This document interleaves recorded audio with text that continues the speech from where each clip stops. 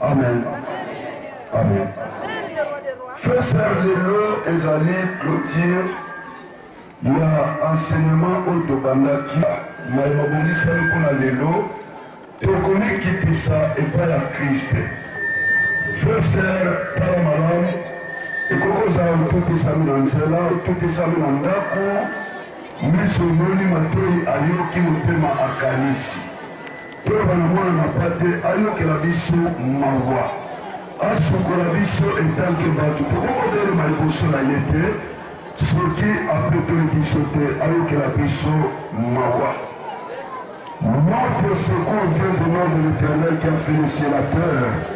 Père miséricordieux, Père infiniment beau, Père créateur du ciel et de la terre. Dans notre terme, nous avons tombé au dit de l'Église Seigneur. Ma biso Père est soumis au sein de son livre, sa machine de Komuta. Le Père n'a pas eu de biso Marama, le biso Moko. Le biso Mara, le Père biso Seigneur. La Motoyoka, ma Père, le Kono, le Kosoua, ma Père, ma Père, ma Père, le nom au centre de l'Esamoui, de l'Esamari, de l'Esamouya, de l'Esamokache, de l'Ebaka, de l'Ebaka, de l'Ebaka, de l'Ebaka,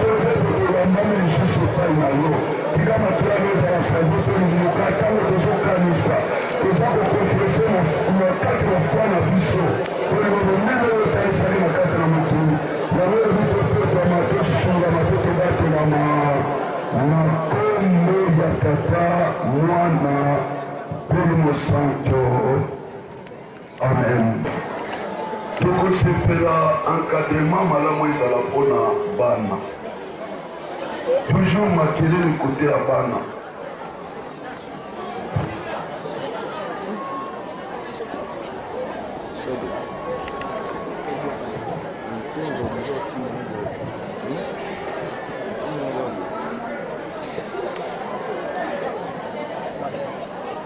Amen.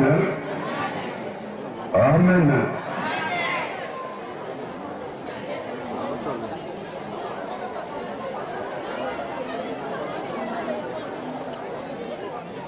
Frère tobandaki enseignement na biso kobanda lundi. Lelo bongo ezali 6e jour oyo ezokoclôturer enseignement yango. Na conclusion tolobi boye puisque lelo tozotala mingi conclusion. Amen. Lelo totali bongo conclusion. À travers tous les enseignements que nous avons abordés dans les 3 séminaires précédents, comment na mateya oyo tolengelaki mpenza na baséminaire misato oyo elekaki déjà po tokoma lelo na 4e édition, nous n'avons jamais cessé de vous rappeler que le temps que nous vivons est celui de la fin. Amen. tolemaki te mpenza mpe tolembi te koloba na libota ya kolo kopesa message oyo na libota ya kolo ete yebaka sosola ntango oyo tozolanda frère ser ezali ntango ya bangonga ya suka. Okotuna ngai na elobi olobaki fin du monde oyebi jour te oyebi date te eyebali mbula te nzambe kaka moto ayebi ata baange bayebi te bongo ndenge lelo koloba na biso ke eza bantango ya suka. Frère bilembo ezomonana. Amen. Ata fin du monde eye lelo te mes frères sœurs liwa ezelaka biso. Biblia alobi ntango akoya koenleve église na ye bamosusu bakozala na bomoi bamosusu bakomikufela. Amen. Mais frère, sœur, suka ya mutu na kati na mokili ezalaka nini kufa. Ntango obotami milengelaka ezalaki nzela ya koyela, nzela ya kozonga ezali. C'est pourquoi toujours tokoki koteya mais toyebisa bato ke bamilengela mpona mokolo ya suka.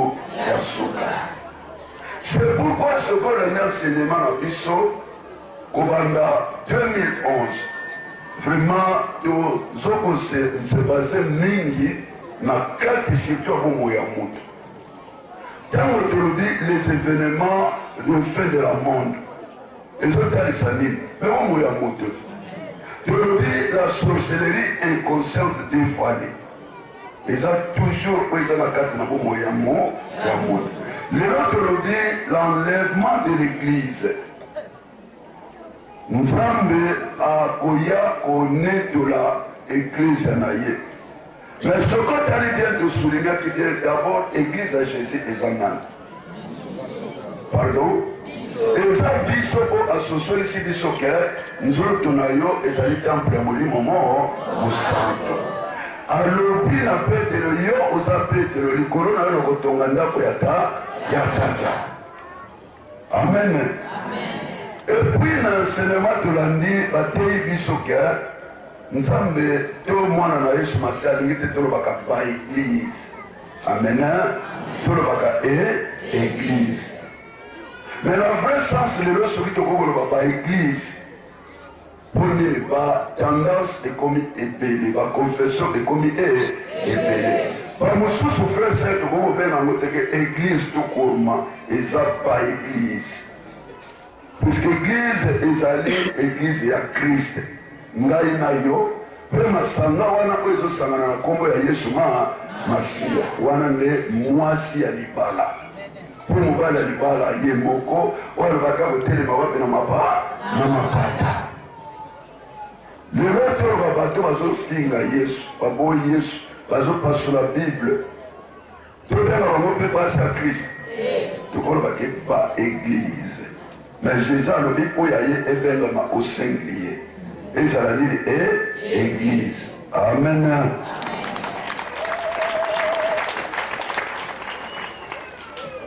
Par conséquent, il faut des messages forts pour réveiller l'église du Seigneur qui s'endort profondément du sommeil, des distractions, des péchés de ce monde.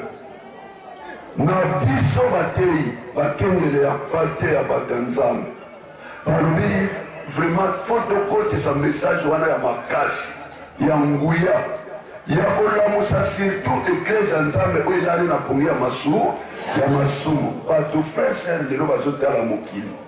Amen. Alors batei baresponsable bato bazokanisa bien basimbame epai ya Yesu mpo balamusa oyo balali.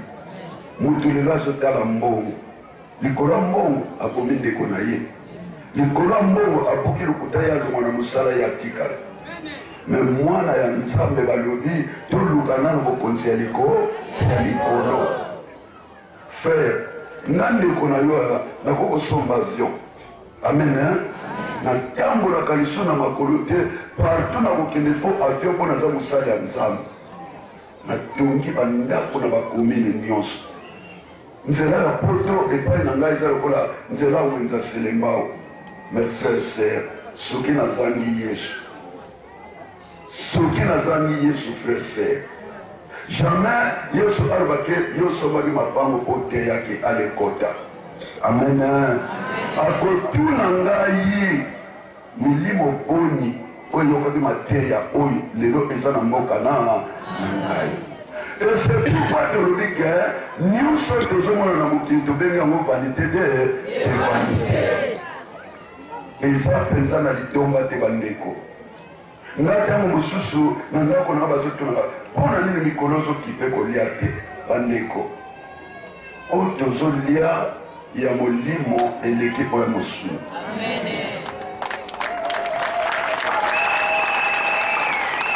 Amen. Amen. C'est pourquoi frère sœur lokola eza bilembo ezomonana ya batango ya suka yo mwana Nzambe kolala lisusu pongi ye.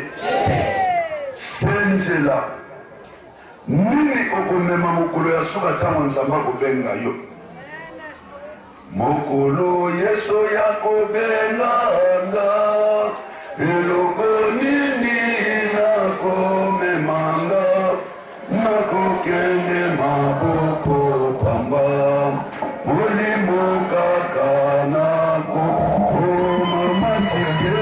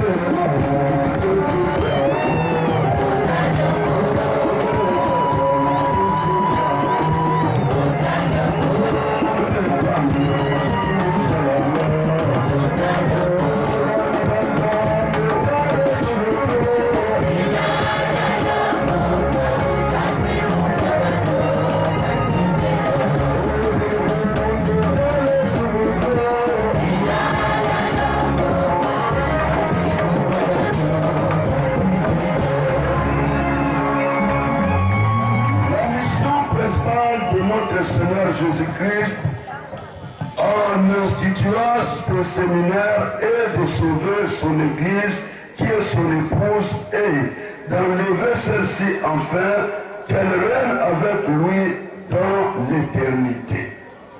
Mission Onzamba Peselibiso Inspiration Oyo. Il y a un séminaire Oyo. Que la Moussa Église n'a yé, où est Amen. Tola musayo solo olamuka enfin eyebali ke yozali mwasi alibala mobali azali na posa yo omumela na ye seko na mboka ya tata. Par contre, celle de l'ennemi est de distraire l'église de Dieu dans le plaisir mondain de manière à la conduire en enfer. Amen. Pour ça, il y a un ensemble de nzela basaleli na ye oyo bakangami bakangolama oyo balali pongi balamuka oyo bapongi nzela bamona nzela. Et par contre, mission ya Satan ezali il faut faire dorloter église ya Jésus. Lingomba ya nzambe il faut ilala. Il faut ekota na masumu, il faut ekota na molili po amema bango wapi na lifelo. Alléluia. Depuis sa déchéance, l'ennemi ne fait jamais que les humains contemplent la gloire de Dieu qu'il a perdu définitivement par son orgueil et sa désobéissance. Satan banda akweyaki banda babenganaki na lola akitaki awa na se mission monene asali na yango alingi te bato bamona nkembo ya nzambe ye lokola aperda ye lokola apunga il faut mpe aluka bato babunga nzela. C'est pourquoi apesi posaki ndumba na yo mwana mwasi mwana mobali. C'est pourquoi à côté ici internet na kati na mokili eza toujours mission ya Satan. Bana bakota na Facebook batelecharge bafilme ya bolumbu batelecharge bafilme mabe baza bakontaka bamibali to ya basi basala bademande ya majipe bakoma na mbongo. Frère sœur, mission o Satan ayeli na mokili yango wana. Hier nous avons dit na kati na badistraction oza na kati ya église Satan alobi non méditation na sia motema na ye bandi kosokisa. Amen. Et vous faites la porte pour les gamins ensemble et ça, allez, pesa une distraction, téléphone et sonner. Allô, dans la église. Amen. Il s'en est aux côtés des gens la distraction. Même là, on lui semble la poste à maille. Et non, mais la maille, bon, on a bandé. Au côté de la distraction, il y a ça, il y a Satan. obandi kobondela nzala moko jamais vu obandi kobondela satana tindiki mokusa moko otiki na kosambela bondi kwana frère sœur eza distraction ya sa ya satana oyo tolobi jésus na basali na ye baye kolamusa satana na basali na ye baye kosala nini kolamisa. Alléluia. En effet, il voulait se rendre égal ou même supérieur à Dieu son créateur. Satana va venir na lola asala kini. Pardon? Allah tagi lole. Alingaki akokana na nzambe kutu ya saraki il fallait kanza. Et tout le bakaboui. Dieu s'oppose aux orgueilleux, il accorde sa grâce aux faibles. L'olendo frère sœur ce qui est dans la carte na yo, il faut évacuer mutazo kambayo na nisa.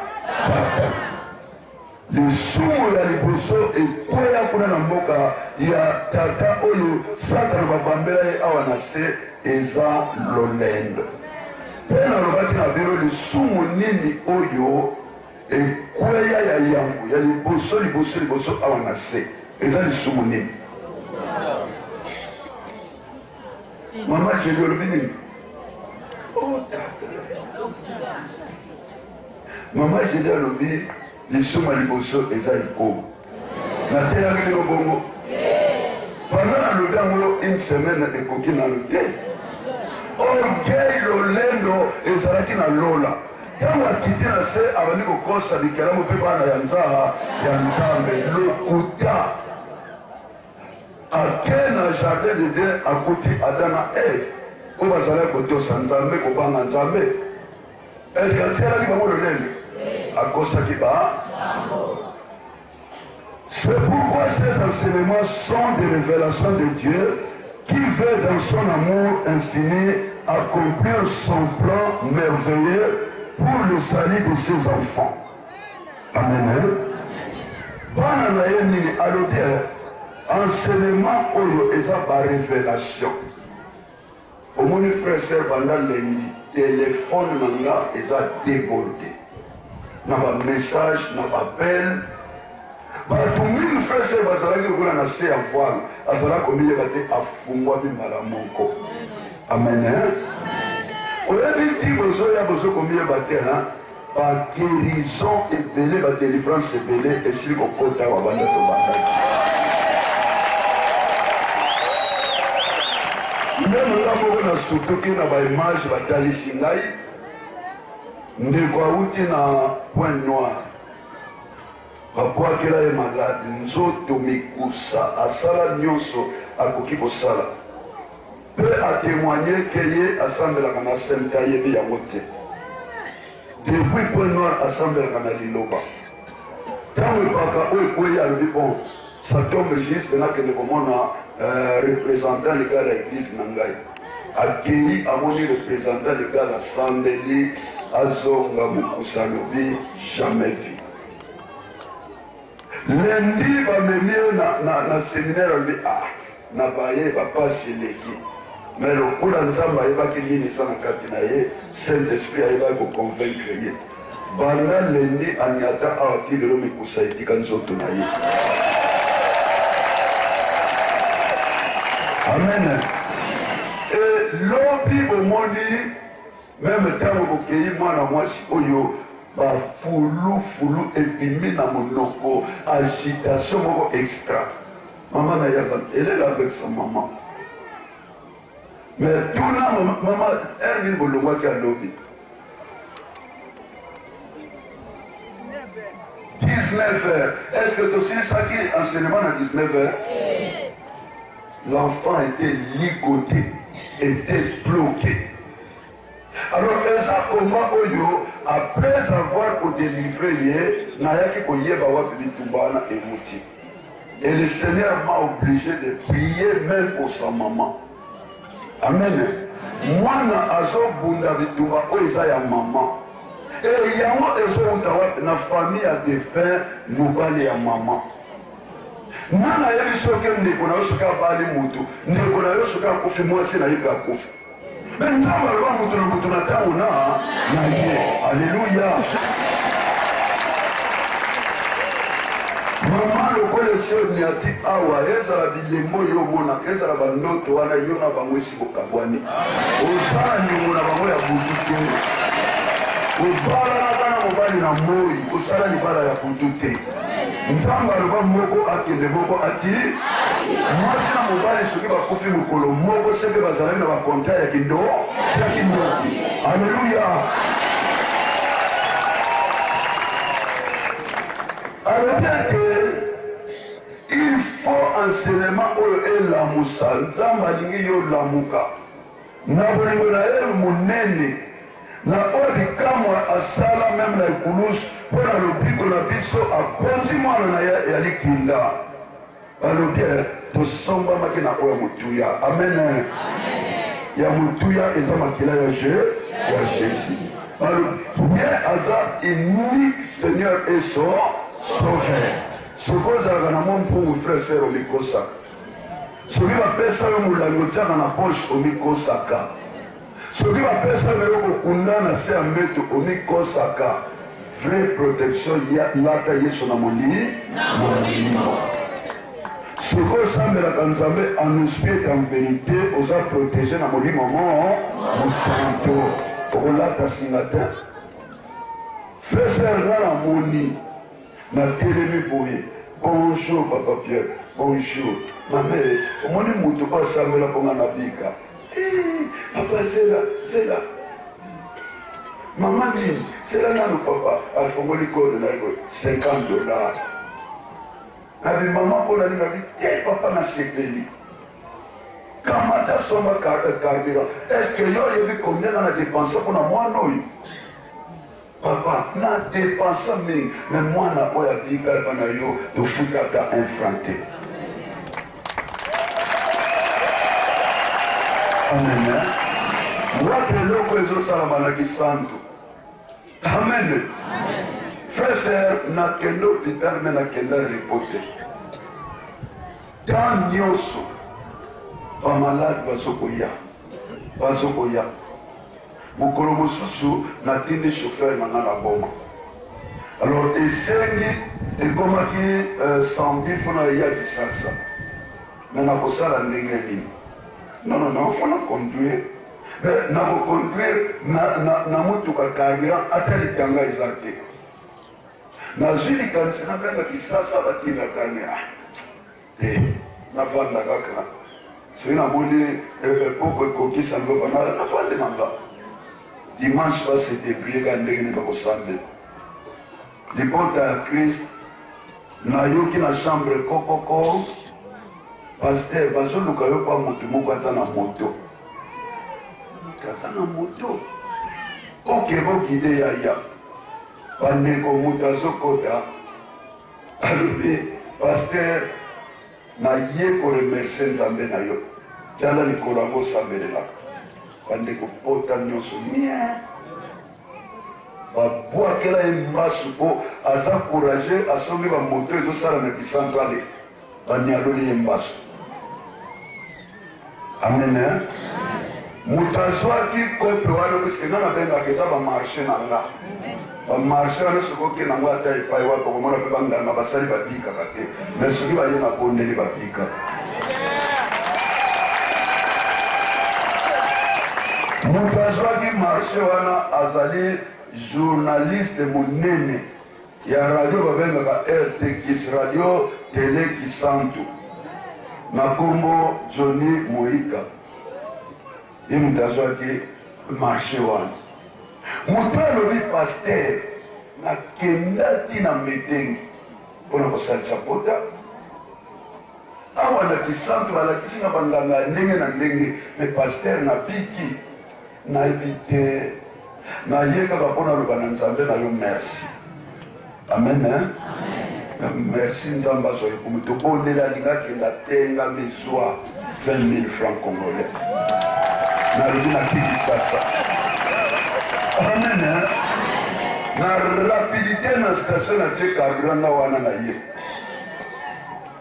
bandeko boko revoir basilabisi na bino batei biso boye moto oyo akokangolama akozala délivre akopika na nzela ya église il faut azala d'abord na kondima epuis ayeba ke ngonga ya bikamwa eleki nanu po le faiseur de miracle akufi nanu akufaki asekwaki lelo aza na bo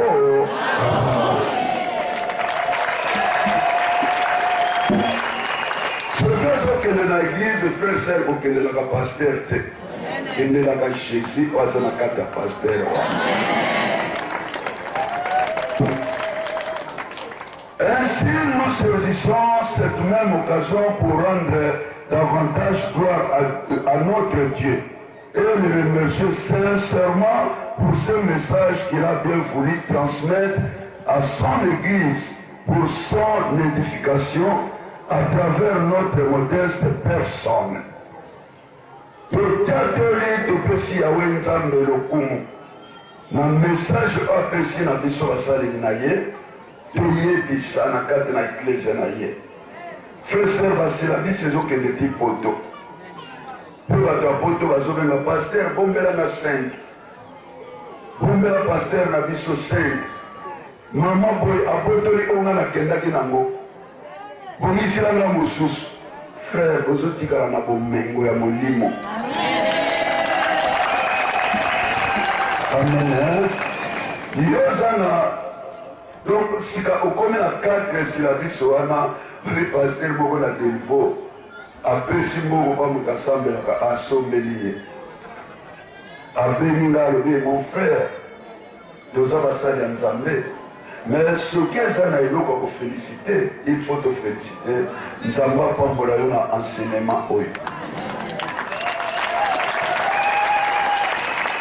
amen amen bamingi bazalaka na basi ya butu to mibala ya butu me banda nde pase na enseignement elekaki baliaki coin gloire wana topesa epai ya nani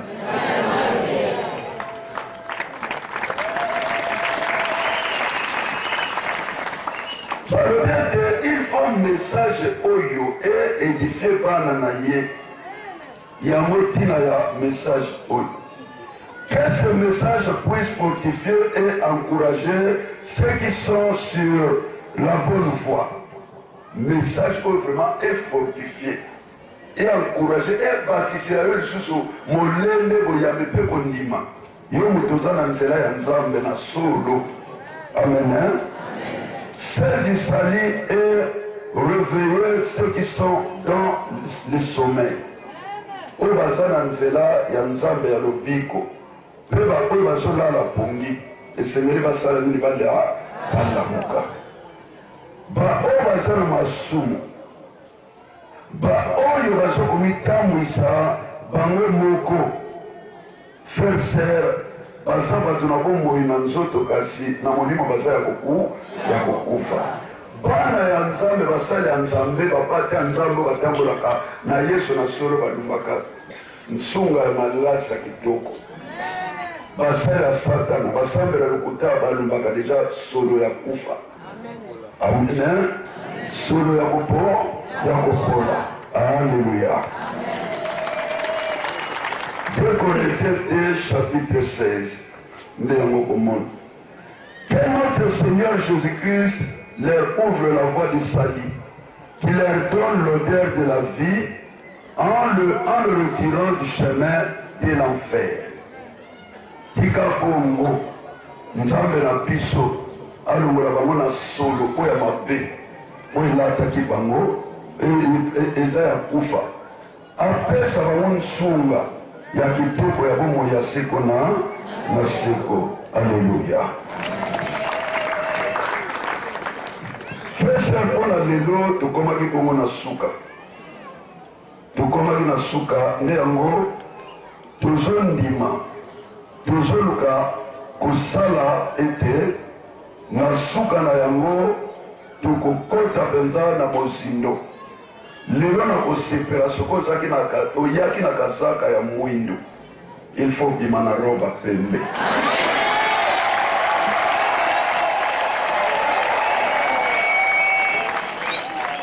Amen. oyaki na kilo il faut bima père oyaki na solo ya satana ya kufa il faut bima na nzongo ya malashi eza makila ya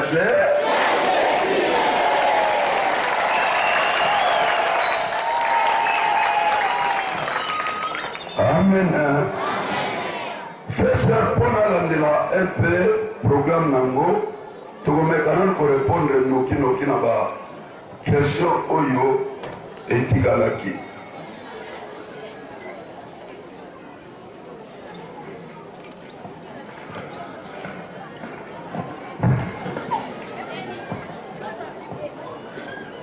Bonjour papa.